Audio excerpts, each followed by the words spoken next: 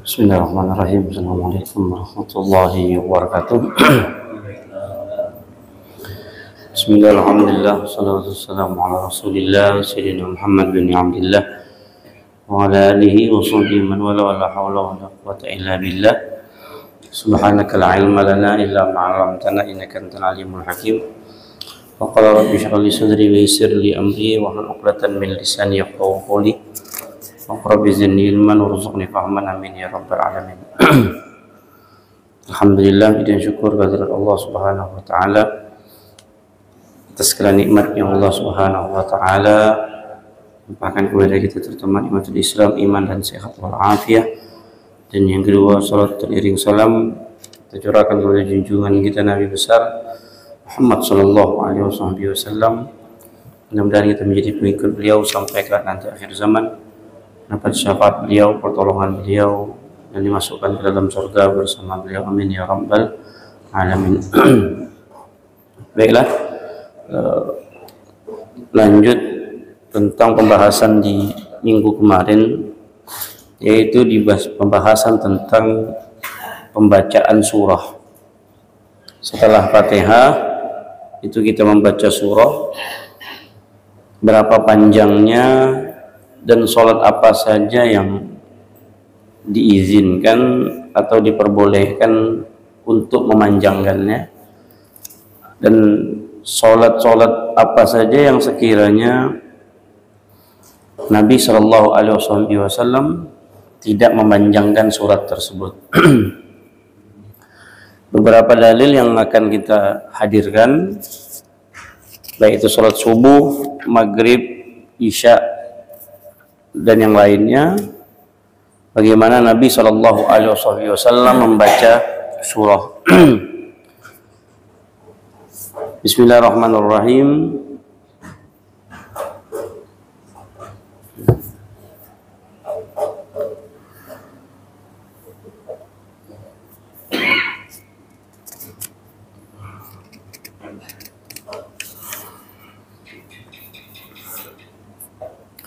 Wasunnatu an yutilal qira'ah fi salati subuh in shalla munfaridan aw ridiyal ma'mum bitadwili qadra 30 ayah.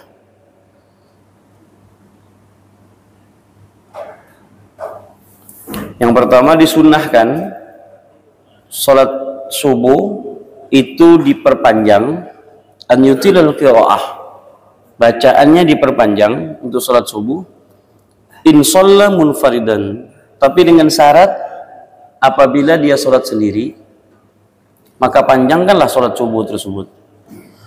Atau dia boleh panjang, radiyal ma'mum bitatwili qadra 30 ayah, atau dia boleh panjang tapi dia harus mendapatkan ridho dari makmum. Jadi keridhaan makmum itu sangat penting. Jadi dia bukan main bantai-bantai saja, semau hati dia. Mungkin dia hafid Quran, kemudian dia baca, cari dia surat yang paling panjang dan dia baca satu surah. Dia tidak peduli lagi makmumnya siapa, tidak peduli. Nah, apakah hal ini diperbolehkan? Justru ini tidak disunahkan oleh Nabi SAW. Dia boleh panjang, sepanjang-panjang apapun dia boleh, tapi sholat sendiri.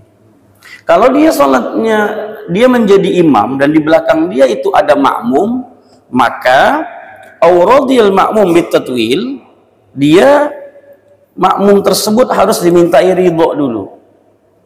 Misal masjid FK, jadi kita tahu kadar makmum ini, apabila kita baca panjang dia senang, kecuali memang surah-surah yang sudah memang ditentukan, seperti subuh, Jumat, Alif Lam Mim, Sajadah, dan Hal Ata 'alal Insan. Itu kan panjang.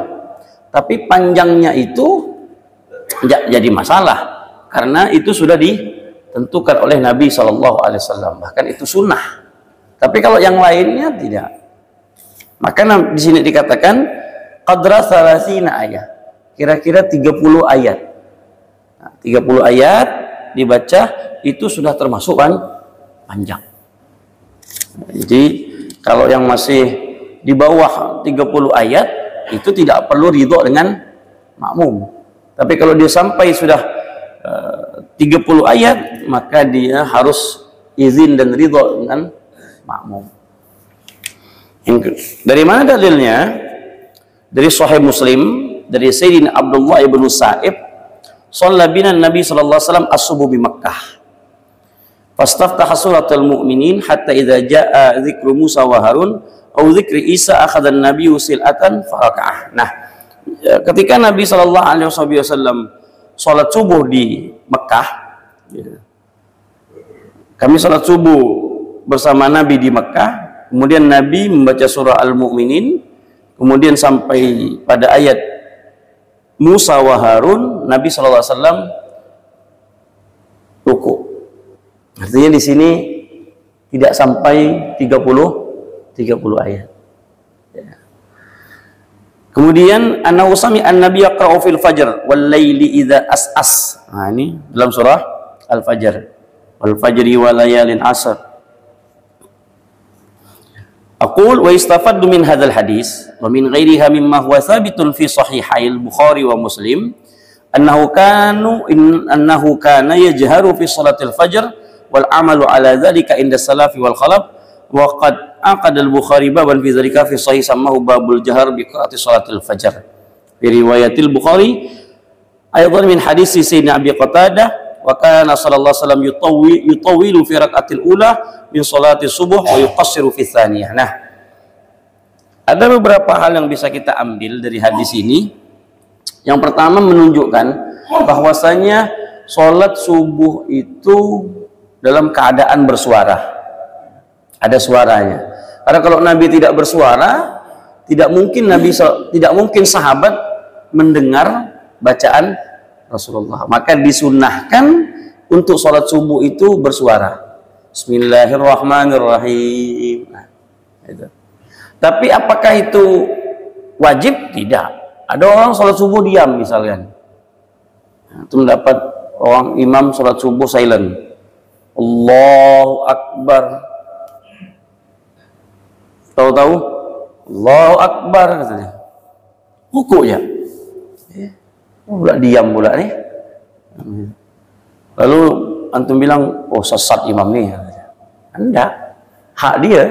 Kalau dia mau sholat subuhnya diam, boleh. Atau sholat zuhurnya pakai suara. Sholat zuhur nanti Bismillahirrahmanirrahim. Alhamdulillahi rabbil alamin. Ajaran apa pula nih? Enggak pakai ajaran. Dalam segi hukumnya boleh atau tidak? Kan begitu. Jangan bilang pakai ajaran dulu, biasakan pakai hukum dulu, boleh atau tidak. Jangan cepat mengklaim orang terlebih dahulu, bicara dulu tentang hukum, boleh atau tidak. Karena kan Islam itu kan gampang, ada 5 hukum kita. Dia bisa haram, dia bisa wajib, dia bisa haram, dia bisa sunnah, dia bisa makruh, dia bisa mubah. Gampang, pilih aja 5 ini. Dalam suatu hal, apa halnya? Haram kah? Mubah kah? Kan semua ada hukumnya. Nah, orang tadi baca, apa hukum ini? Apakah boleh? Kalau dibilang boleh, ya boleh. Nggak jadi masalah. Sholat subuh pelan, sholat apa? Sholat zuhur keras. Tapi apakah itu yang diajarkan oleh Nabi? Nah, itu berbeda lagi. Tidak. Kalau boleh, ya boleh. Ya, tapi apakah Nabi SAW sholat seperti itu? Tidak. Nabi SAW apabila sholat subuh, Nabi keras. Apabila sholat zuhur, nyaris tidak terdengar.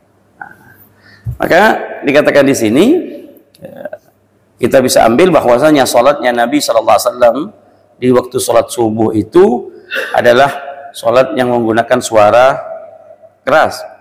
Min hadisi Sayyidina Abi Qatadah, wa kana sallallahu alaihi wasallam, adapun Nabi itu salat subuh 2 rakaat. Di rakaat yang pertama Nabi memperpanjang salatnya, di rakaat kedua Nabi sallallahu alaihi wasallam memperpendek bacaan ayatnya.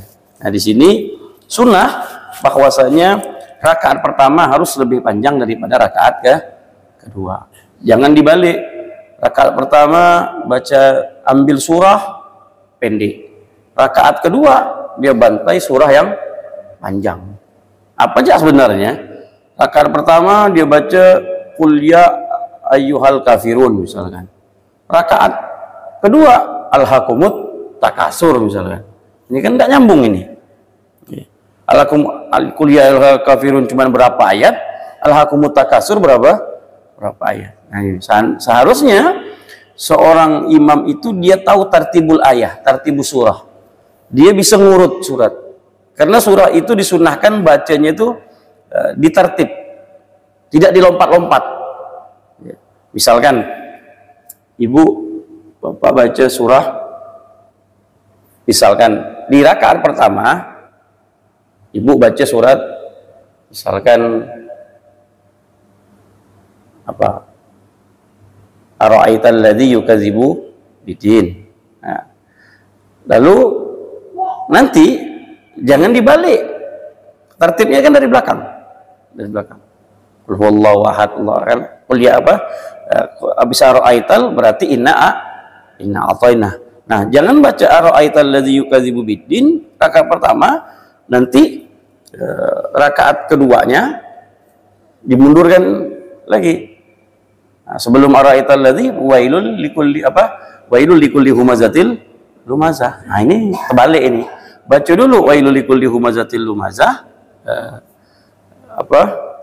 Alam tara kaifa fa'ala rabbuka bi ashabil fil. Baca alam tara al fil baru al maun. Jangan dibalik-balik. Nanti mundur lagi baru maju lagi. Nah, ini dia tertib. Sekarang alhaakumut takasur wal asri. Nah, wailul likulli humazatil lumazah al-fil. Itu begitu tertib. Kalau dia baca Al-Qari'ah ayat pertama, berarti ayat kedua, surah keduanya alhaakumut takasur. Jangan alhaakumut takasur dulu, nanti baru Al-Qari'ah. Nah, ini tidak bisa. Itu berarti menunjukkan imam itu tidak tahu tartibul ayat, tartibus surah. Dia tidak tahu tartibus surah. Tapi boleh enggak? Ya boleh lah. Tidak baca surat ya boleh. Begitu. Kalau bercerita boleh atau tidaknya boleh. Kemudian yang kedua, sholat zuhur. Nah, wa sunnah an yaqra'a fi zuhri bimislil qadri alladhi qara'ahu fi subuh wa amma fil asr wa binisfi dzalika ala qadri 15 ayat. Kalau sholat zuhur itu hampir sama dengan subuh panjangnya. Hampir sama. Kalau sholat asar di sini dikatakan itu kira-kira 15 ayat. Ya, 15 ayat. Dari Abi Sa'id Al-Khudri, inna Nabiya sallallahu alaihi wasallam kana yaqra'u fi salati zuhur fi raka'atil ulayn fi raka'atin qadra 30 ayat. Nabi kalau salat zuhur itu bacaan surahnya kira-kira 30 ayat. Dan salat asar itu 15 ayat. Itu apa? Panjang dan tidaknya salat Nabi sallallahu alaihi wasallam. Nah, di sini dikatakan anan Nabi sallallahu alaihi wasallam kana yaqra'u fi rak'atain ulayain min az-zuhur wal asar. Kami salat di belakang Nabi sallallahu alaihi wasallam bi Fatihatil kitab wa surah wa yasma'nal ayat ahyanan. Kadang-kadang kami mendengar bacaan ayatnya Rasulullah. Nah, jadi ketika sahabat itu mendengar, berarti Nabi itu bacanya agak sedikit keras. Tidak mungkin kalau Nabi itu pelan, orang di belakang bisa mendengar. Kita sholat zuhur pernah enggak dengar imam baca? Kan? Allahu Akbar, takbir ya. Habis itu mana ada? Silent full udah deh. Makanya kalau sholat zuhur dan asar berobat jadi imam. Tapi kalau subuh, kalau suami kan dia suka ya sholat zuhur, ya. Nah, asal dia subuh, maghrib, isya, malah itu tak itu ya Pak, kata dia ayat itu katanya. Tak ada berpindah-pindah, ada surat itu katanya. Qul huwallahu, qul ya inna ataina. Pokok 3 itulah pilihannya. Tak ada yang panjang sedikit. Nah, Nabi SAW membaca ayat tersebut, surah itu, dan para sahabat terkadang mendengarnya. Ya. Waqala Imam Hafidz An-Nawawi, Nah, Imam Nawawi mengambil suatu kesimpulan, wa qaluhu kana yusmi'nal ayah. Nah, di sini diambil satu hukum. Sahabat tadi bilang, ketika kami sholat zuhur dan asar, kami mendengar bacaan ayatnya Rasulullah, mendengar, berarti kata Imam Nawawi, hadza mahmulun ala annahu arada bihi bayanu jawazul jahar fil qiraah. Berarti ini menunjukkan diperbolehkannya seseorang sholat zuhur itu baca ayatnya keras. Berarti tidak ada larangan. Tidak ada larangan. Orang baca surat kemudian keras begitu sampai terdengar.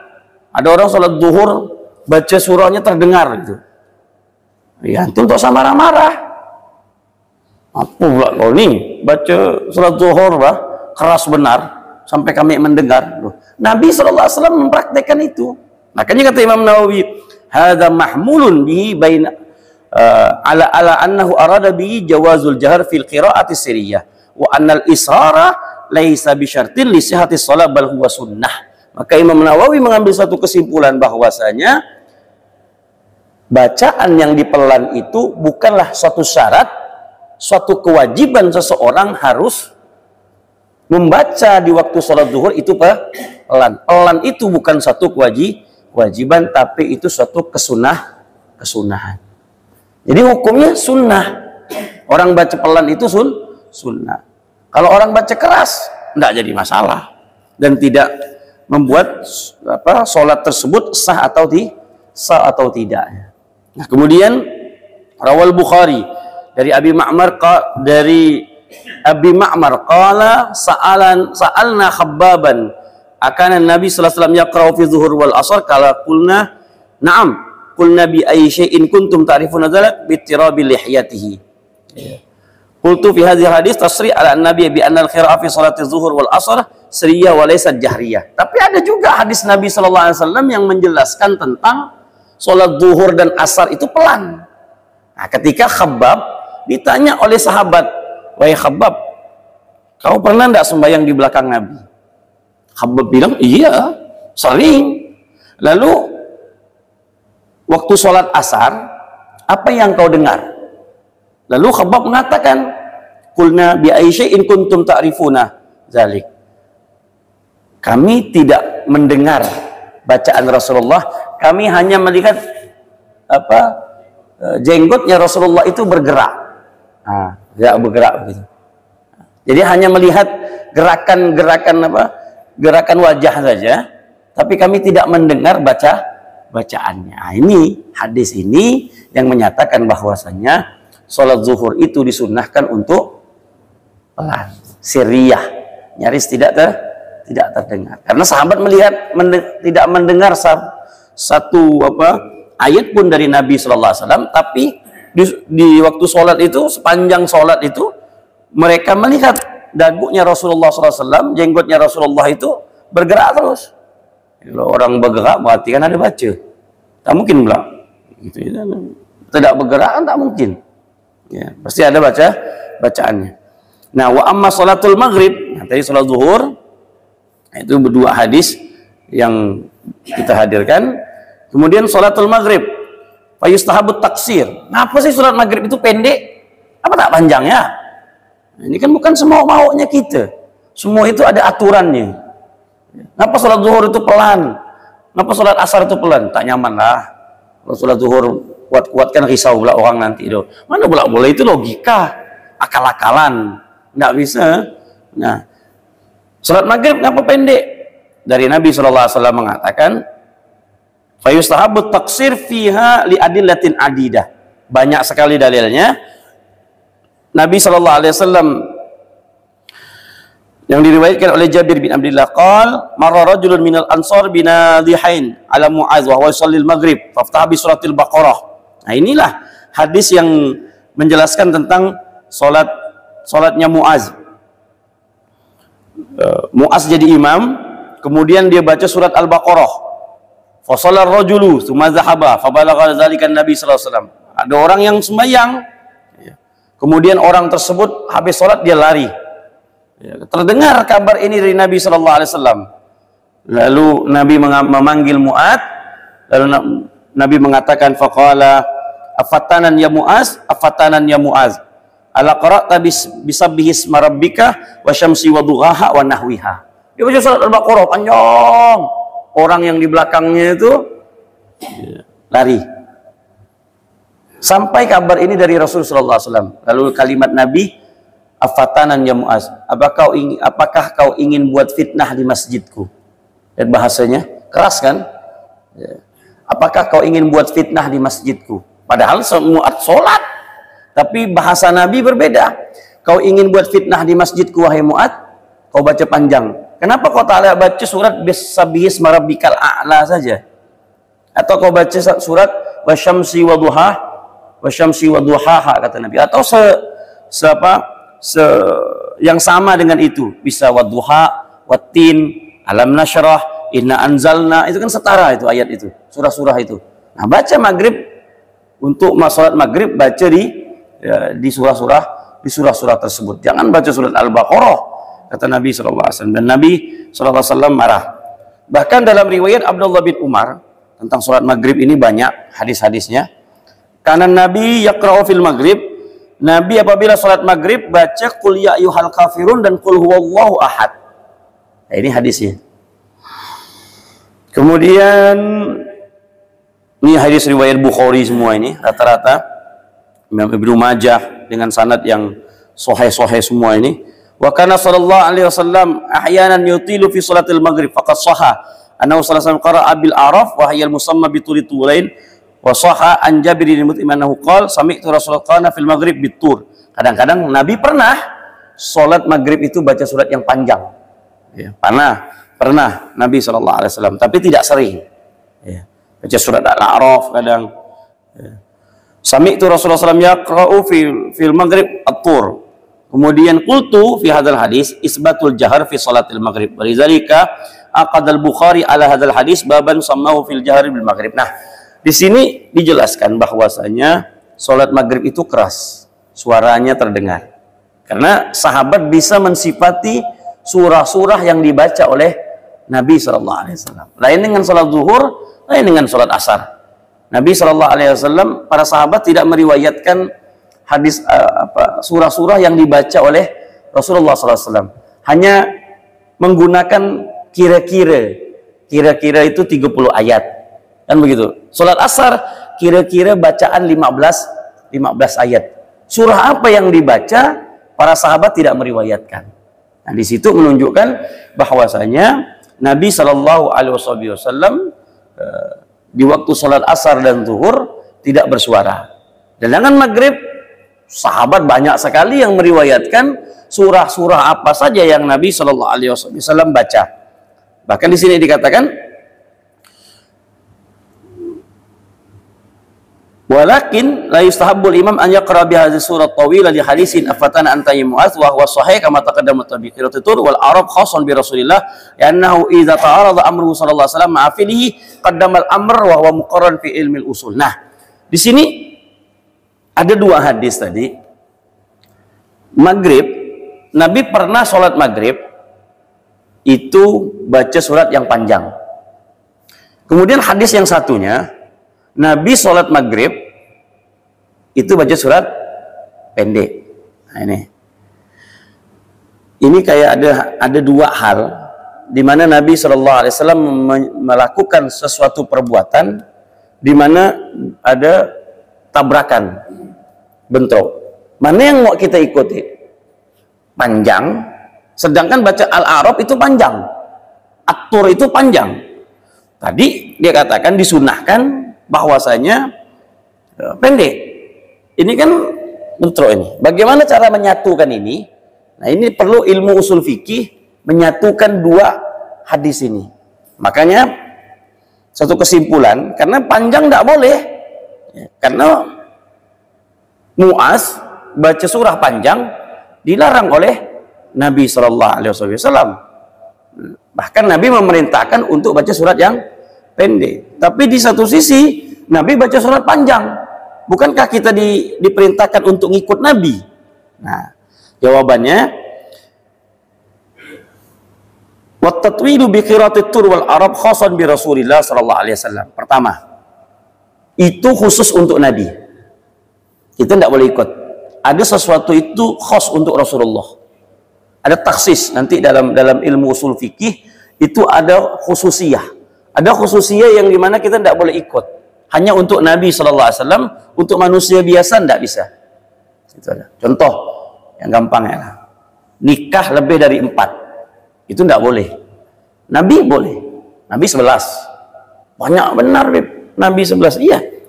Itu Nabi yang paling sedikit. Nabi Daud itu 100. Nabi-nabi bantu buka. Berapa istri-istrinya para nabi itu? Nabi Muhammad yang paling sedikit. Yang lainnya itu puncaknya 60, 70, 100. Lidalilatil quwah. Kekuatannya itu ada, itu nunjukkan khos. Kuat, cara berpikirnya kuat, mampu untuk mengemban itu, dan itu tidak boleh diikut. Khususiyah, itu khusus. Kekhususan untuk Rasulullah. Nah, umat orang biasa hanya diberikan 4 pun dengan syarat-syarat yang ditentukan oleh Allah Subhanahu wa ta'ala. Wa illam ta'dilu fawahidatan. Kan begitu? Bukan hanya sekedar memerintahkan 1, Allah perintahkan 4, kemudian Allah juga ikat. Kalau kau tak mampu cukup 1. Nah, kan begitu. Nah, karena ada syarat-syaratnya lagi. Nah, ada banyak kita lihat di YouTube itu. Kita bingung juga kadang. Dia bilang orang itu berilmu, lalu dia istrinya 9. Ini bahaya. Dibilang orang berilmu, tapi kok bisa 9? Haram, nggak boleh. Mutlak haram. Kalaupun boleh 4, itu sudah cukup. Kalau dia 5 haram, dia harus ceraikan yang 1 dulu, baru dia harus menikah. Kalau dia 5, itu hukumnya haram. Ya mungkin dia salahnya begini kali. Jadi wawunya itu waw nambah, bukan waw atau. Kan Allah katakan begini, fankihu ma tabalakum minan nisa masna wa sulasa wa ruba. 2 dan 3 dan 4. Mungkin ditambah lagi. 2 tambah 3 tambah 4. Nah, maka jadi 9 dia. Mungkin dia pahamnya seperti itu. 2 tambah 3 kan 5. Tambah lagi 4, berarti 9. Padahal maksud ayat itu 2, 3, 4. Nah, begitu. Dia putus-putus wawunya. Ya, 2, 3. Kalau kau bisa 2, masna 2, wasulasa 3, waruba 4. Bukan kok ditambah 2, 3, 4 jadi 9 nantinya. Nah, mungkin pemahaman dia nanti seperti itu. Nah, maka itu khususiyah. Untuk khususiyah harus kembali lagi, itu khususiyah Rasulullah SAW. Kenapa Nabi SAW diperbolehkan 10 lebih daripada itu? Itu untuk Nabi SAW. Ya, untuk kita tidak boleh. Untuk kita hanya diperbolehkan 4. Kembali lagi. Nah, sama dengan bacaan Nabi SAW di waktu sholat maghrib, panjang Nabi, dan itu khususiyah. Itu yang pertama. Yang kedua, li'annahu idza ta'arada amruhu lana sallallahu alaihi wasallam ma'afilihi qaddamal amr. Apabila ada perintah, ini ada perintah, ini ada perbuatan. Nah, apabila perintah dan perbuatan itu bentrok begini, Nabi merintahkan pendek, tapi perbuatan Nabi panjang. Mana yang kita dahulukan? Nah, di sini. Maka dalam ilmu usul fikih, perintah lebih diutamakan daripada perbuatan. Jadi perintah Nabi itu, apa yang diperintahkan, itu yang kita laksanakan. Tapi kan Nabi begini. Nabi merintahkan apa? Kalau seandainya ada 2 hadis yang bertabrakan pemahamannya. Sama gitu pemahamannya. Ini memerintahkan, sedangkan perbuatan Nabi berbeda dengan perintahnya. Maka kita mengambil perintah yang lebih diutama. Perintahnya Nabi untuk sholat maghrib itu pendek, bukan panjang. Kemudian kama huwa muqarrar fi ilmu usul Wa yusannu fi salatil isya an yaqra bi suratis shaghira misli wattini. Terkadang perintah dengan adab didahulukan adab. Contoh, Imam Ibn Hajar itu kalau sholat, setiap habis sholat itu disunahkan badan itu untuk berputar bagi imam. Itu begini, saya praktekkan Pak. Misalkan ini apa, kiblat lah. Saya selesai sholat, assalamualaikum warahmatullahi wabarakatuh. Saya tidak diizinkan untuk begini terus. Nah, sunnahnya saya berputar badan. Nah, saya nyamping begini. Nah, ini sunnah. Jadi makmum itu di sini saya. Bukan begini terus. Enggak. Enggak mau ngadap makmum. Enggak sunnah itu. Nah, sunnahnya itu putar. Ya. Tapi Ibn Hajar itu memberikan perintah sunnah. Tapi ketika beliau itu sholat di Masjid Nabawi, beliau tidak melakukan itu. Dia tidak begini. Di Masjid Nabawi, beliau berputar. Begini malah. Kok begitu? Tidak sama perintah dengan ucapan dengan perbuatan tidak sah, tidak sama. Apa jawaban beliau? Kalau aku putar begini, berarti badanku belakang ini membelakangi makomnya Rasulullah. Adab. Makanya kalau Bapak pernah sholat di Masjid Nabawi, nanti kalau misalkan sampai ke sana, nah ini masjid ini apa? Misalkan makomnya Rasulullah, kan begini Pak. Ya, kita kan nanti sholat bisa sebelah sana itu bisa sholat, sebelah sini kan cukup untuk jalan nih, untuk orang ziarah kan. Sebelah sana itu kita bisa sembahyang, bisa sholat. Oh saya paling lama sholat di situ. Mau kena marah, kan mau kena apa tak ada urusan saya. Ya. Nah, ke sana nanti ada Al-Quran, ada apa. Mojok sebelah sana itu, nah, kita bisa sembahyang di sebelah sana. Nah, posisinya kan kita sholat nih. Apabila saya berputar badan saya begini, sedangkan ini makomnya Rasulullah. Saya membelakangi makomnya Nabi. Maka itu tidak etis. Walaupun perintahnya itu sunnah. Apa kata Ibn Hajar? Hadzal fatwa wa hadzal amal. Itu fatwaku, tapi amalku tidak berani seperti itu. Terkadang perintah dengan fatwanya beliau dengan perbuatannya berbeda. Karena apa? Terkadang mendahulukan adab. Nah, itulah orang ilmu. Orang ilmu itu bijaksana, hebat. Jadi bukan hanya sekedar bekas dengan ilmu, tapi adabnya tidak ada. Oh begini. Apalagi tak ada ilmu bekas. Lewatkan saja. Orang yang punya ilmu aja didahulukan masih adab. Ya. Apalagi yang tidak berdasarkan dengan ilmu. Nah, terakhir, wa yusannu fi salatil isya, untuk salat isya an yaqra bi suratin shaghirah. Nabi sallallahu alaihi wasallam membaca surah yang sangat pendek juga. Wattini wazaitun. Ya. Nabi sallallahu alaihi wasallam baca wattini wazaitun. Wa ma sami'tu ahadan ahsana sautan minhu aw qira'atan. Bahkan para sahabat mensifati bacaan Rasulullah. Ketika Nabi membaca surat wattini wazaitun, apa kata para sahabat? Aku tidak pernah mendengar cantiknya suara, indahnya suara seindahnya baginda Rasulullah. Nah, itu kan bisa disifati oleh para sahabat. Begitu indahnya suara Nabi Muhammad SAW. Nah, itu dianjurkan juga, berarti jadi imam itu suaranya bagus. Jadi kalau yang tak bagus, suara standar, ya, mundur ya lah. Begitu. Saya ini termasuk orang yang mundur jadi imam. Karena saya tak pede. Tak mau saya maksa jadi imam. Ya. Kenapa? Suara tak bagus. Tapi kalau suara saya bagus, mungkin saya paling favorit kali jadi imam. Ya. Kenapa? Karena suara itu kan membuat makmum itu lebih akhsya, lebih khusyuk. Nah, tapi udah tak ada lagi, kalau udah tak ada lagi ya lah dah. Daripada tak ada yang imam, kan begitu.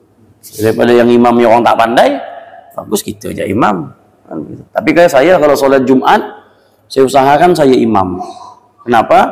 Karena saya takut yang jadi imam itu tidur, tak sah sembahyang sholat Jumat gitu.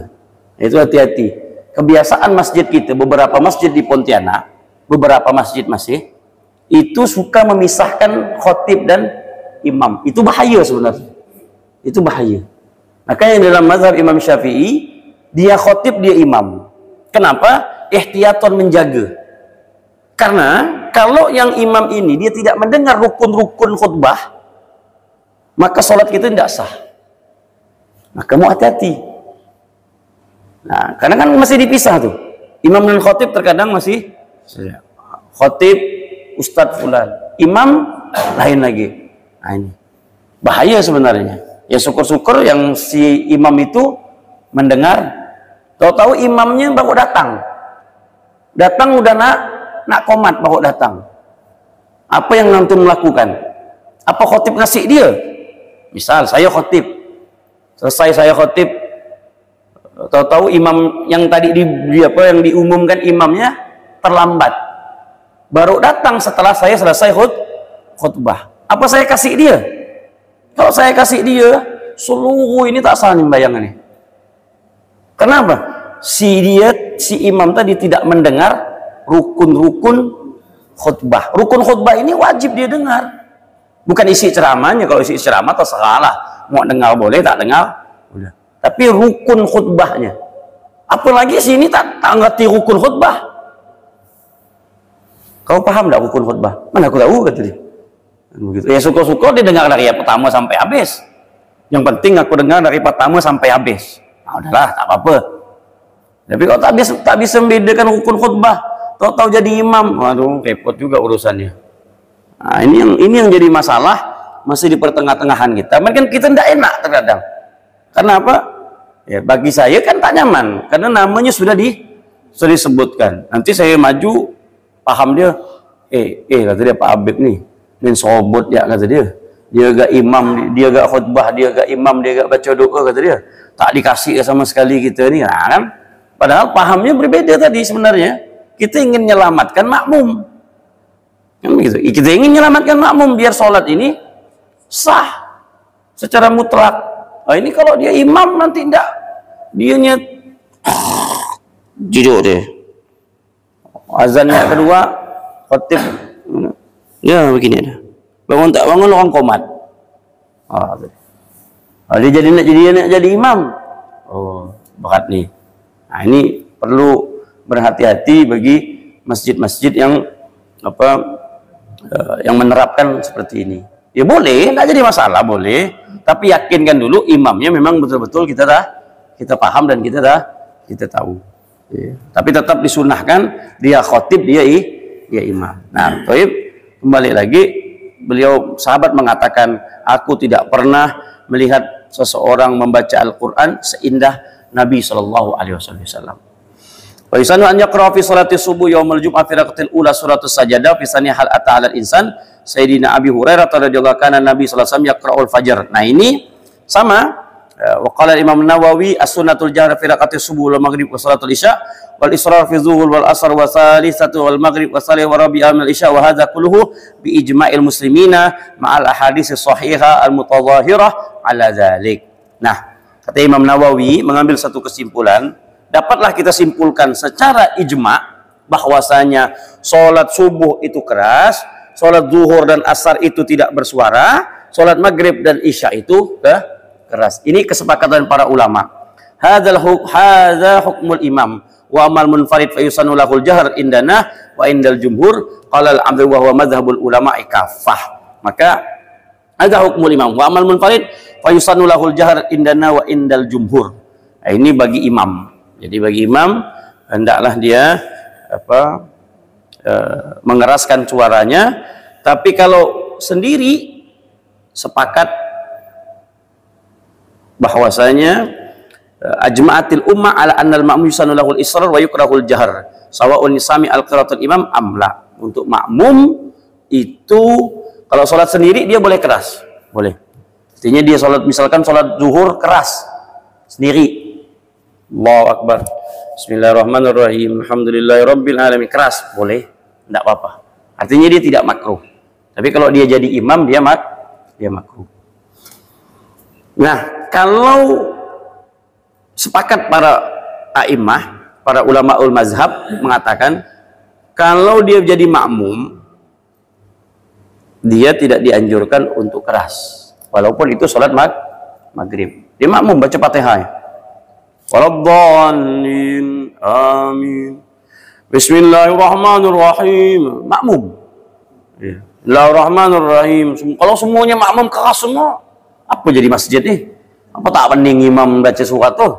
Jadi setiap makmum apabila dia makmum, dia tetap disunahkan untuk istirah, dia pelan. Walaupun sholat itu sholat keras, hanya untuk imam saja yang bersuara, tapi makmum tidak. Wallahu a'lam bishawab. Nah, ini dalil-dalil yang kita hadirkan karena menginjak pada bab setelah Fatihah, yaitu setelah Fatihah itu surah, setelah surah maka dia nanti pembahasan tentang ruku. Nah, ini rukun sholat yang kelima, yaitu ruku. Nah, kembali lagi bahwasanya surat bukanlah rukun daripada sholat. Yang rukun itu Al-Fatihahnya, adapun surat itu sunnah. Dia tidak termasuk daripada rukun.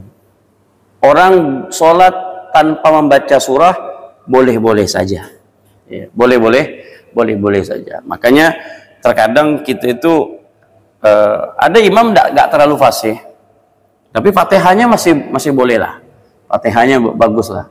Tapi pas bacaan ayat banyak makharijul huruf yang salah-salah. Ya, tapi ya enggak apa-apa lah.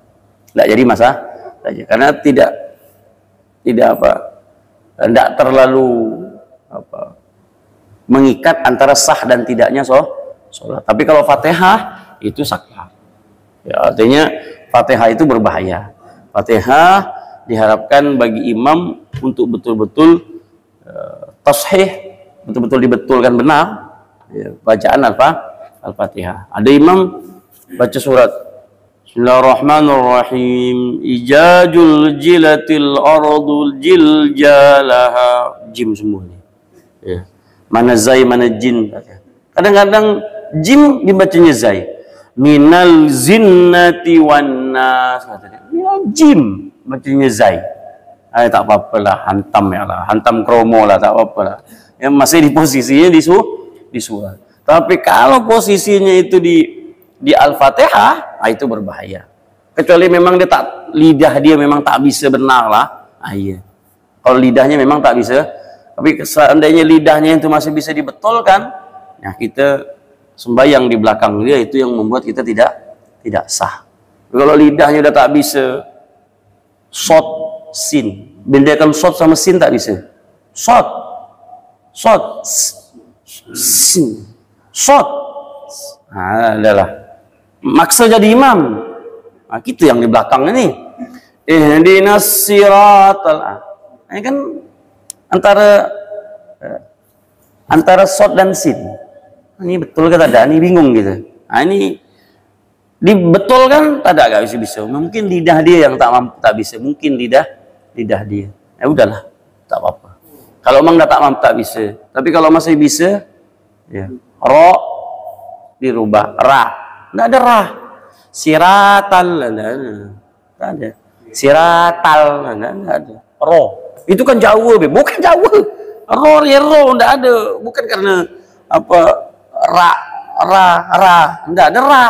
Bahasa Arab enggak ada ra. Ya, ro. Siratal ladzi po. Kental. Siratal. Ada orang tuh ngajar po itu antara tak dan tok. Enggak ketak, enggak ketok. Jadi kalau dia nyebut bahasa Arab itu khoto itu kan salah. Dia tuh jadi khata ada dia. Jadi khata. Nah, ini tok ketak. Nah, ini kan beda nih. Khata. Jadi tok dan tak bisa dibedakan. Nah, ini kalaulah memang tak bisa memang lidahnya itu po tak udahlah dah. Jadi siratal ladzina imam pula dia. Antum kena imam macam begini, udahlah dah. Iya. Ya, kalau bisa jangan jadikan imam rawatib. Ya, bukan apa kesian makmum. Kesian masjid iya kan? Apa kata orang? Masjid bagus-bagus, besar-besar gini, baca imam tak pandai kata dia kan. Nah, itu yang jadi masalah. Kalau yang di belakang ini bukan orang yang tak pandai semua, mungkin ada tamu-tamu yang berilmu, yang punya kapasitas ilmunya tahu. Nah, jadi bahan perbincangan nanti bagi mereka. Kasihan. Jangan nyusahkan makmum. Carilah imam ya standarnya paling tidak makharijul hurufnya baguslah. Ya mau pase benar payah pula nanti carinya. Kan begitu. Yang penting standar lah. Ya, wallahu a'lam bishawab. Silakan.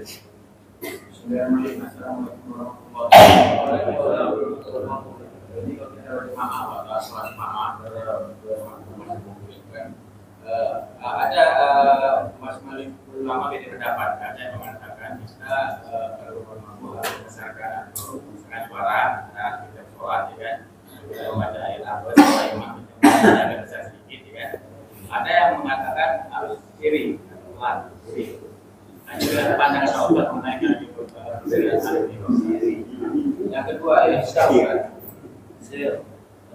kedua yaitu kita kan bermakmum sholat kita untuk sholat untuk sholat maghrib itu membacakan surat pendek atau surat al-Mufassal kan pendek. Sedangkan kita ini selaku imam, apakah bagaimana kita melihat keriduan makmum pada saat kita membaca surat panjang? Karena kita tidak tahu, kita tidak pernah kode pada makmum kita itu dimanapun punya keriduan. Assalamualaikum warahmatullahi wabarakatuh. Yang pertama, wa ajmatil ummah ala annal ma'muma yusannu lahul israr wa yukrahul jahr. Sepakat para a'immah, para imam-imam itu sepakat ya, bahwasanya apabila posisi dia makmum maka dia disunahkan untuk israr. Sir tadi itu ya. Pelan. Ya. Maka apabila dia mengeraskan suara, maka hukumnya makruh, tapi tidak sampai jatuh ke haram. Dia bisa haram apabila yuwaswis. Dia bisa membuat was-was kepada orang yang sebelah. Bapak baca kuat. Bismillahirrahmanirrahim. Alhamdulillahirabbil alamin. Ini sebelah kita. Terganggu dengan bacaan kita. Nah, itu haram gitu. Bisa tingkatnya bisa ke haram. Karena kita bisa mengganggu orang lain. Karena bab mengganggu ini berat. Nah, hukumnya tetap disunahkan untuk israr, untuk pelan. Dia sama sekali tidak dianjurkan untuk keras. Enggak. Ya, tidak dianjurkan bagi makmum. Yang kedua, di mana dalilnya? Ya, dalilnya itu karahatul jahar lil makmum hadisun Imran ibnu Husain radhiyallahu anhuma anna Rasulullah sallallahu alaihi wasallam shalla zuhra fa ja'ala rajulun yaqra'u khalfah. Nah, Nabi sallallahu alaihi wasallam salat zuhur dari hadisnya tadi untuk pertanyaan yang pertama, Nabi sallallahu alaihi wasallam salat zuhur kemudian fa ja'ala rajulun yaqra'u khalfahu. Ada orang baca Sabbihisma rabbikal a'la, baca suratnya keras suaranya itu. Falamman sarafa qala ayyukum qara'a wa ayyukumul qari. Lalu Nabi setelah sembahyang nanya, siapa tadi yang baca sampai kedengaran? Lalu dia katakan, ana ya Rasulullah, aku ya Rasulullah, tadi bacanya. Faqala zanantu anna ba'dakum kharijan niha. Kharijan niha itu ketahuilah bahwasanya engkau tadi telah mengganggu salatnya kami. Artinya bacaanmu itu bersuara sehingga yang lain itu bisa merusak. Nah, itu Nabi sallallahu alaihi wasallam melarang. Tapi larangan ini bukan suatu larangan yang haram. Enggak. Nabi terganggu saja dengan bacaan tadi. Nah, itu menunjukkan bahwasanya larangan tersebut menjadikan kita untuk membaca surah atau membaca ayat suratul Fatihah atau apapun itu dengan bacaan yang pelan. Kemudian yang kedua, bagaimana kita tahu makmum itu ridho atau tidak? Kira-kira saja, Pak. Kira-kira. Kalau mau ditanya per orang sulit. Jamaahnya kita ini loh. Bukan jamaah luar, enggak, jamaahnya kita. Yang keseringan kita, yang di FK, kita contohkan masjid kita saja di FK. Kalau sholat subuh itu standarnya imam itu baca apa? Nah, itu udah standar udah. Artinya kita sudah tahu, oh FK imamnya baca ini. Nah, kita pun ketika kita sudah tahu dan kita sholat di sini, dengan datangnya kita ke sini kan itu namanya ridho sudah. Ridho kita kan. Ridho kita. Karena kita sudah tahu apa yang dilakukan oleh imam yang di FK, kita sudah tahu. Itu berarti ridho. Begitu. Nah, itu saja. Apa uruf kira-kiranya seperti itu. Ya. Kalau mau ditanya satu persatu, repot. Tapi kalau di pesantren, ridho tak ada ridho. Ya. Misalkan di pesantren tahfidzul Quran, antum masuk numpang sembahyang di ma'had tahfidzul Quran, maconya panjang, antum repek, abu panjang benar kata dia. Aku tak ridho, ente ridho tak ada urusan. Kan begitu. Karena makmumnya sudah ridho. Kan begitu.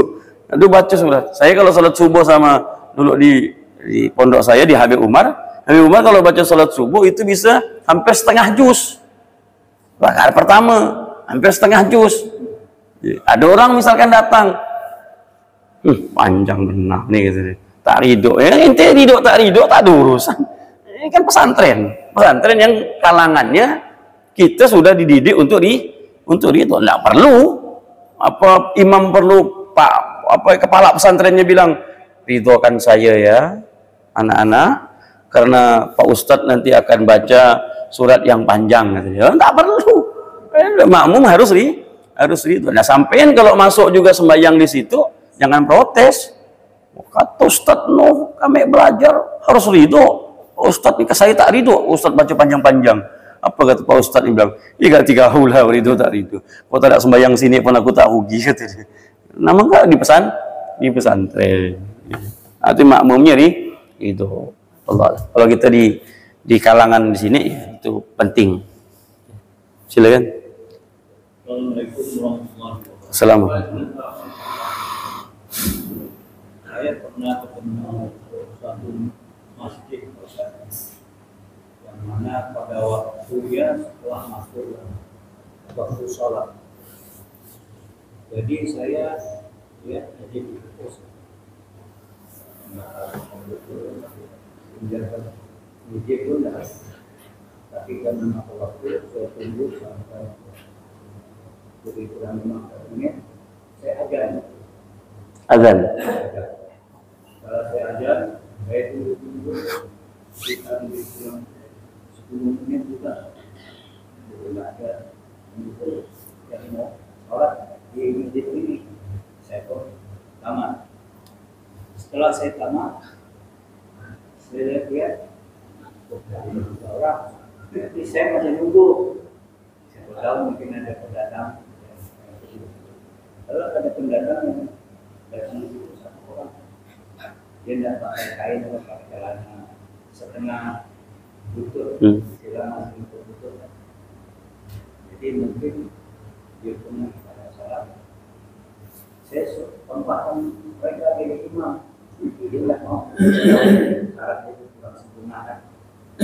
Jadi disuruh saya jadi saya dari azan sama imam boronglah silakan. Apakah dalam hal ini saya boleh melakukan sudah ada doa dan tidak masuk waktu kita Assalamualaikum warahmatullahi wabarakatuh. Azan, qomat, kemudian imam baca doa, habis itu tutup pintu seorang enggak. Itu mengenaskan berarti masjidnya.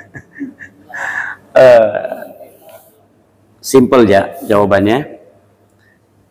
Karena itu sudah tidak ada lagi orang, mau diapakan lagi? Ya, berarti darurat. Tapi hukum aslinya, apabila dia azan, dia jangankanlah azan, dia qomat, kemudian dia imam, itu makruh. Dia qomat, dia imam. Allahu Akbar, asyhadu an la ilaha illallah. Imam enggak dia? Allahu Akbar. Nah, itu makruh.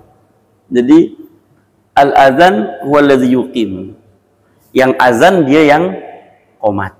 Jadi kalau dia azan berarti sunnahnya dia kok qomat. Nah, imam bukan dia. Imam itu orang lain. Kalau dia mau jadi imam, jangan dia yang qomat. Kasih orang lain. Nah, kalau dia yang qomat, dia yang azan, hukumnya makruh. Enggak apa-apa, tapi makruh. Tapi posisi tadi, posisi yang udah tak ada orang. Macam mana, Kak? Jadi tunggu 15 menit, tak ada orang. Dari azan 15 menit, tak ada. Dari qomat 10 menit lagi tambah, tak ada orang, kan? Berarti kan ini masjid kosong ini. Masjid tak ada orang. Allah alam. Artinya jangan sampai masjid itu tidak ada imam rawatib. Jangan sampai. Itu membuat masjid tersebut tidak ada haibahnya. Tidak ada wibawanya masjid itu apabila tidak ada imam rawatib. Makanya imam rawatib itu penting. Jadi orang tuh tidak sembarangan masuk ke sop depan. Tidak sembarangan. Tamu misalkan. Apalagi dia datang mau langsung jadi imam. Sealim apapun dia, hafal Quran lah dia, alim lah dia, kalau dia masuk masjid FK, dia tak ada berhak untuk jadi imam.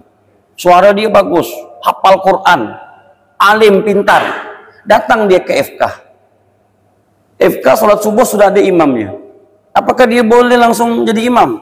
Tak boleh. Makruh akan kita sembahyang sama dia. Dia boleh jadi imam kalau imam FK ini ngasih izin kepada dia. Silakan Pak jadi imam. Baru dia boleh maju. Selagi imam ini tidak memberikan izin, maka tidak boleh dia untuk jadi imam. Nah, itu tata caranya. Jadi makanya setiap masjid itu harus punya imam rawatib. Imam rawatib itu penting. Jadi tidak lagi nanti setelah qomat bersorong-sorongan. Nah, kaulah. Jadi sorong-sorong, orang tamu nengok. Ini orang dah azan dah qomat lama, ini bersorong-sorongan.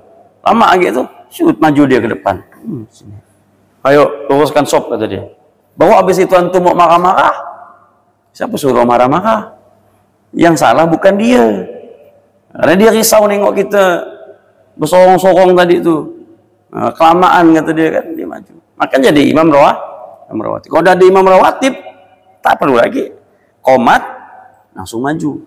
Tak usah lagi pakai serahkan orang lain lagi, udah imam rawatib. Itu namanya imam rawatib. Makruh bagi seseorang melewati imam rawatib. Dan itu hak daripada imam rawatib tidak boleh digantikan. Kecuali dapat izin dari beliau. Silakan. Satu, ada lagi? Sila monggo. Ketinggalan bermalam beberapa rakaat dan kita sholat maghrib, kan? Kita ketinggalan beberapa rakaat, kita kan berarti kan kita sholat sendiri. Apakah itu harus dikeraskan? Oh boleh, tidak apa-apa. Karena di posisinya sudah sendiri.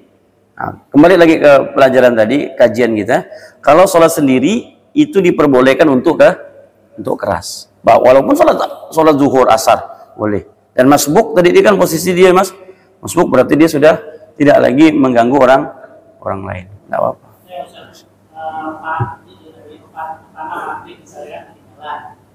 Jadi kan kita melanjutkan kita ketinggalan dulu ya. 3 rakaat, 2 rakaat. Berarti duanya kita sendiri. Kan gitu. Artinya duanya kita keras. Boleh. Enggak apa-apa. Boleh. Silakan.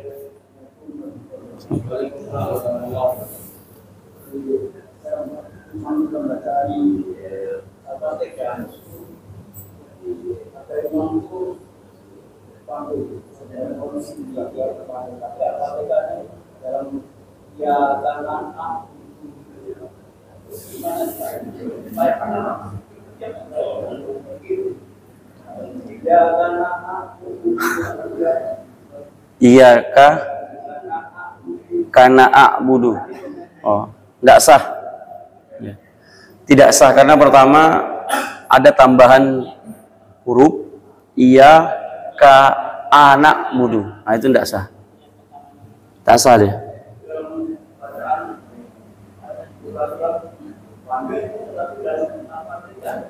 Mungkin gini kali, dia bacanya begini kali. Dia diputus. Misalkan gini. Iyyaka na'budu gitu kan, enggak? Atau memang iyyaka anak budu? Oh, tak apa? Enggak boleh. Enggak boleh. Dia sudah yughayyirul makna. Dia sudah merubah arti. Bahkan kalau dia sengaja dan dia tahu bisa kafir malah. Ya. Bagus saja. Tegur, wajib ditegur, tapi pelan-pelan tegurnya. Iya, tidak sah. Tidak sah kita sholat belakang dia, karena dia bukan, kalau tadi beda karena penyebutan huruf. Penyebutan huruf mungkin dia kesulitan untuk mendapatkan tingkat kefasihan sehingga dia agak sedikit samar. Ada orang yang menyebut ha itu tidak terlalu bersih. Alhamdulillah misalnya. Tapi dia agak sedikit ke ha. Agak ke ha gitu. Tapi dia berusaha untuk ha, tapi tak dapat. Nah, ini boleh masih. Sin tadi sama sod atau dot sama dal. Itu kan hampir sama itu. Jadi tidak dapat kefasihan di situ, itu masih boleh. Tapi kalau tadi itu fatal. Ya. Tidak boleh itu. Artinya kita sholat di belakang dia pun mutlak tidak sah. Karena pertama dia merubah makna dan merubah Al-Quran malah. Wallahu alam, kok dia bisa baca begitu. Kalau mereka kita masuk waktu subuh, masuk yang kedua lalu tapi saya mengikut nanti kita baca dulu lalu kita nambah satu. Apakah nambah satu Kunut lagi. Ya. yang lebih baik? Salat kunut ketinggalan 1 rakaat. Rakaat pertama udah kunut sama imam. Rakaat kedua, itu salah. Aku kan udah kunut. Tidak. Tetap rakaat kedua tetap dianjurkan untuk kunut lagi. Jadi 2 kali kunut. Iya, 2 kali kunut. Tetap disunahkan untuk kunut. Karena posisinya itu kita berada di rakaat kedua, di rakaat yang pertama itu rakaat untuk mengikuti imam. Artinya itu kunutnya imam, bukan kita, tapi kita sebagai makmum untuk mengikuti imam. Jadi dia dua kali kunut. Allah Allah. Sila. Sholat sendiri. Kemudian pas sholat itu kita membaca mushaf. Baca mushaf. Bawa mushaf. Iya. Iya.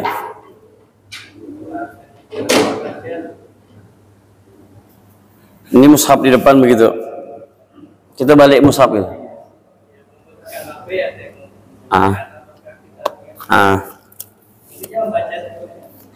Boleh. Ya, intinya membawa mushaf di dalam sholat, yang dijaga itu sebenarnya gerakan saja, gerakan kita, jangan sampai 3 kali berturut-turut. Nah, itu dalam mazhab Imam Syafi'i. Saya kan begini, saya sholat bawa mushaf, saya contohkan. Saya sering sholat bawa mushaf, sering. Tapi saya letakkan meja di sini, karena untuk sujudnya. Contoh, ya, ini kan udah saya tanda biasanya kalau saya takbir Allahu Akbar, mushaf saya pegang. Nah, ketika saya waladhdallin, nah, saya bergerak, gerak saya tidak boleh. Nah, ini, sip, gerak, saya bergerak, saya berhenti, saya buka, berhenti. Nah ini, saya bergerak lagi. Ini kan kebesaran nih, kan biasa kecil. Saya bergerak lagi, kecil lagi. Usahakan gerakan itu terputus-putus. Sekali gerakan berhenti, sekali gerakan jeda berhenti. Nah, itu. Jangan, misalkan saya bawa mushaf nih, waladhdallin amin. Ini mana tadi? Antum bawa cari. Putar lagi, putar. Ah, ini berapa kali dah nih? Sekali, 2 kali. Tadi yang bergeraknya ada 1. Buka lagi 2 kali. Ah, ini batal. Dia 3 kali berturut-turut. Kalau dia 1 jeda, dia tetap hitung 1 lagi. 1 jeda. 1 lagi. Jeda lagi 1 lagi. 1 lagi jeda. Atau 2 kali. Tek tek 2 kali jeda. Nanti dihitung lagi 1. Dia tidak bisa dikatakan 3 kali berturut-turut. Nah, gitu. Jadi misalkan dia, apalagi benda itu udah diletakkan di sini, di depan, imamnya begini. Nah, udah, boleh dia buka, ya. Apa? Ya, kalau dia bilang gini, begini lagi, udah. Bisa. Atau dia betulkan kopiah lah, apalagi gitu. Pokoknya intinya sholat dengan mushaf yang paling diperhatikan adalah gerakan. Gerakannya jangan sampai 3 kali berturut-turut. Boleh, tidak apa-apa. Bahkan di dalam sholat tahajud itu dianjurkan kita untuk membaca surah yang panjang-panjang. Ya, 50 ayat, 70 ayat. Itu kan ada hadisnya. Orang yang baca surat dalam sholat tahajud itu 70 ayat, Allah akan selamatkan dari kepikunan. Dia tidak bakal pikun.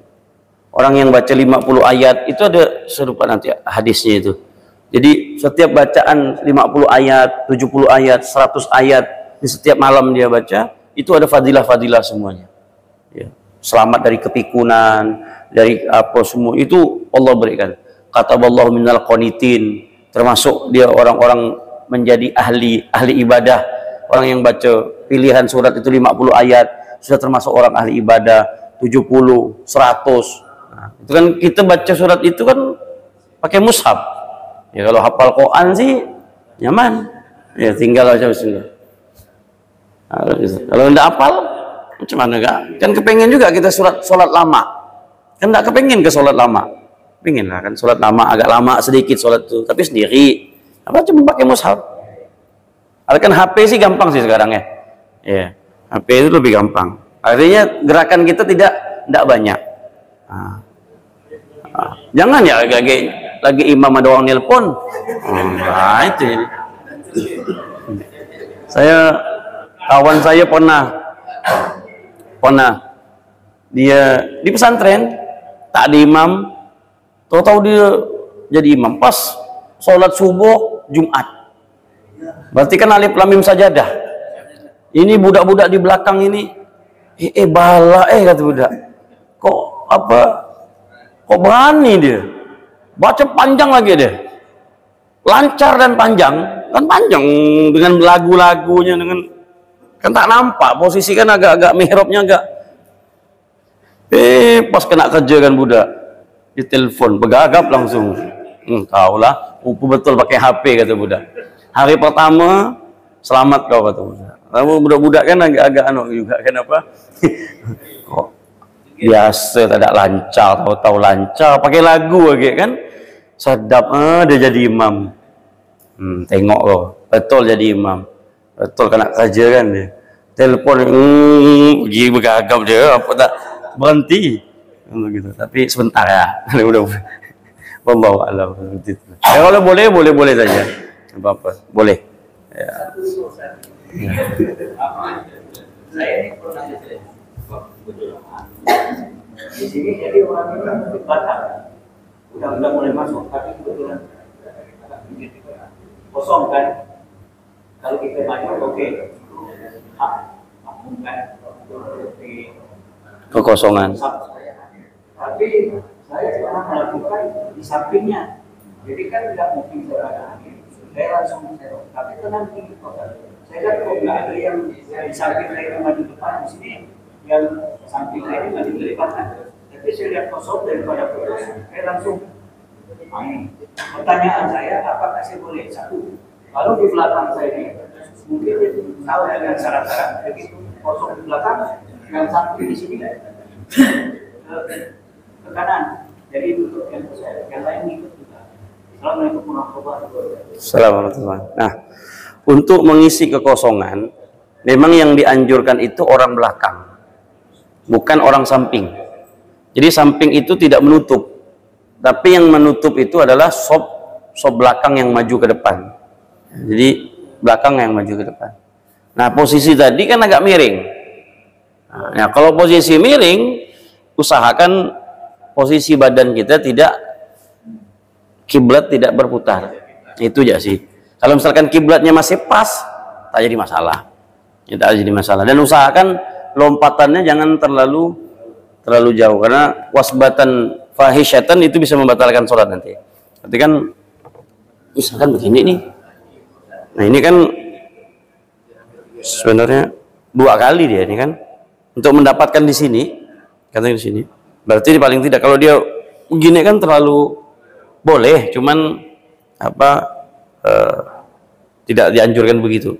Jadi dia 2, 1. Nah, ini dikatakan 2. Pelan lagi. Nah, dia tidak boleh kayak gini. Nah, ini yang dikatakan 3 kali berturut-turut tadi batal. Kalau dia 1, 2, nah berhenti. 1, 2, nah, begitu deh. Nah, tapi posisi tadi kan begini. Dia kan di sini kan? Jangan begini gitu. Nah, ini bahaya. Karena posisi ini kita sudah berpindah kiblat. Nah, jadi posisi kan dia udah, kalau memang dia begitu, ya agak ngidal beginilah kita. Nah, begini. Yang penting ini enggak bergerak, tetap dia menghadap kiblat. Nah, posisi orang yang menggantikan kita tetap orang yang di belakang, bukan orang nyamping. Apa? Nah, itu dia. Kalau udah nggak ngerti, udahlah dah tutup ya daripada kosong. Seharusnya tadi kalau tetap yang di belakang. Jadi kita jangan cepat-cepat. Asalkan ada orang maju, kita jangan cepat-cepat nutup dulu. Kasih orang di belakang. Kira-kira udah di belakang ini tidak respon, oh berarti udah lebih baik kita yang tutup saja. Nah, langsung merapat begini. Nah, tapi sunnahnya orang yang di belakang, bukan yang di samping menutup. Boleh, tidak apa-apa. Yang batal itu boleh melewati orang yang sholat. Ada 3 gambaran orang itu boleh melewati para makmum. Ada 3. Yang pertama tadi orang yang batal sholat. Yang kedua mengisi kekosongan. Misal tadi ini kosong nih, 3 nih kosong. Saya datang baru, saya tengok sop kok tidak diisi-isi. Nah, saya diperbolehkan untuk ngisi ini. Saya lewati bapak tuh, sampai saya ke tengah ini. Itu boleh. Itu fikihnya, adabnya. Nah, tinggal bapak ya mikirkannya kan begitu. Kalau tidak kan marah habis itu kau nih kata dia kan. Ini boleh, ini fikih kata dia kan. Iya fikih gak kata dia kan. Yang kau lewat ini siapa ramai begini nih kata dia kan. Nah, kadang-kadang kan kita mau mempraktekkan hal itu lihat keadaan. Kadang-kadang ilmunya betul, tapi prakteknya nanti yang salah nanti. Kan tak semua orang paham. Tak semua yang paham, nak ngerti kan. Sedang nggak dari sana berapa sop yang kita lewati orang nih. Ini berjalan kan ngapa orang nih kan begitu. Nah, jadi permasalahan nanti. Lebih baik lebih baik sana ya alam gitu. Cari yang aman ya Allah. Wallahu a'lam bishawab. Subhanakallahumma wa bihamdika asyhadu an la ilaha illa anta astaghfiruka wa atubu ilaik. Alhamdulillahirabbil alamin.